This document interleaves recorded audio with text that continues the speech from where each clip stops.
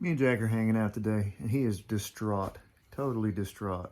His favorite car is in the shop, the Honda Element. I know what you're thinking. Since when do you put your car in the shop? It's a good question. Turns out the transmission went out, lost fourth gear, lost fifth gear.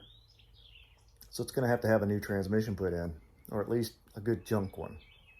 And I just don't feel like dropping the subframe and all that good stuff, so I'm gonna pay a guy to do it. I did manage to track down a good transmission for it first, though. It's okay, Jack. It's gonna be okay.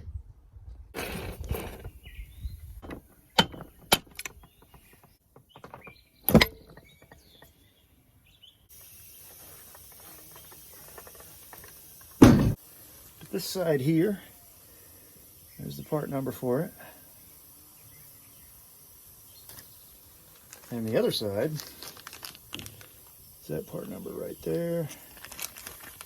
A different part number from the passenger side than it is from the driver's side. It's just a great big screwdriver. Presto! It really doesn't look bad, but there's really no point doing all this without putting some new seals in.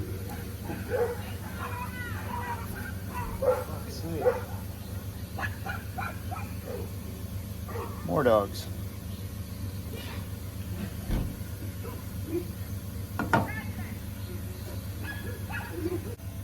Now I'm going to show you how to put a seal in with this wrench and this extension.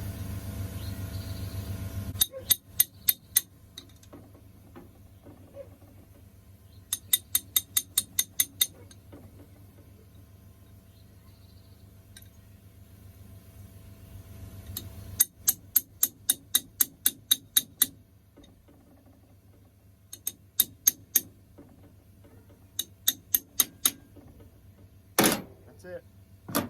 Just a matter of feel. One of the things I work on in my day job is a lot of gearboxes, and I put on a lot of seals. So I learned how to do it without the proper tools because you never know what size seal you're going to have to be putting in. So I can put in almost any size seal with anything to smack and anything to drive.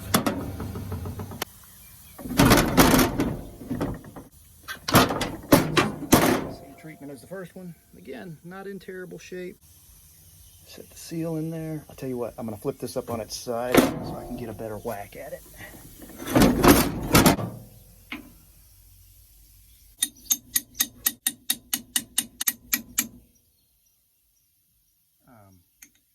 It's not that hard to drive without fourth gear, but once you lose fifth gear, things get tricky. And if you lose fifth gear and your VTEC solenoid is crapped out and you're in limp mode, it means you're going to do about 35 miles an hour. Ask me how I know this.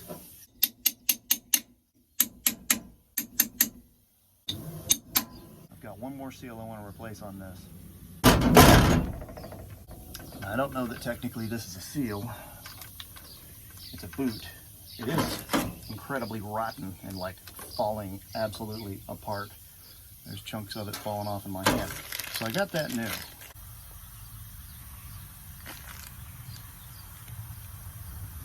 I'm gonna take out this fork. Boing. Actually, it's probably just gonna crumble. Oh, there's that. So pretty. See how it goes? This little piece tucks in there. It's gonna go like that. Wow, that's really nice rubber. Good job. Good job, Taiwan. I gotta get it on there. Stretches over, and there you have it. That's basically a dust shield. Let's fix what we can while we got it apart. That's backwards. Let's put it in the right. Because I bought this from the junkyard, they threw in the slave cylinder and transmission mounts and all that good stuff. Boink. There goes that. There goes that. You just work the seal in. Don't tear it. That would be lame. You would suck. Tell you what, it was a real bear to get the part numbers for this.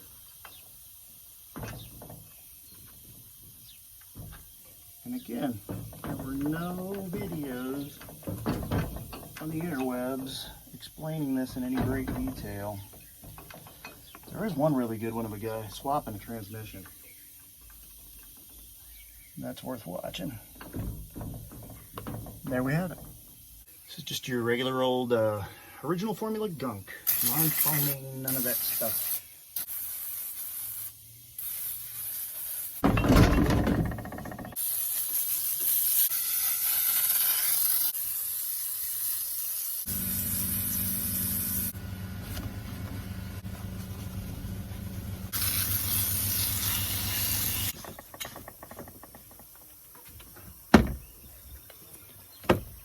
That's it, guys. Next thing I got to do is call my guy, see if he's interested in doing this job. We're going to be topping this project off with this HG factory transmission manual fluid. It's not gear oil, I'm told. HG stands for Honda juice, so be sure to use only Honda juice, genuine Honda juice. So if you save enough money using junkyard parts and working on your own car, that leaves you the luxury of paying people to do the parts you don't want to do. So it's going to be a couple of weeks before I get the car back. Stacy's pretty busy, so be sure to tune in, like and subscribe, and you'll get an update. We'll go for a test drive. We'll see if that VTEC's still in good shape. We'll see if I can maybe hit 70 miles an hour. Boy, wouldn't that be something? I haven't done that in months. That's it for this week. Be sure to tune in next week on Scavenger Type. Like and subscribe.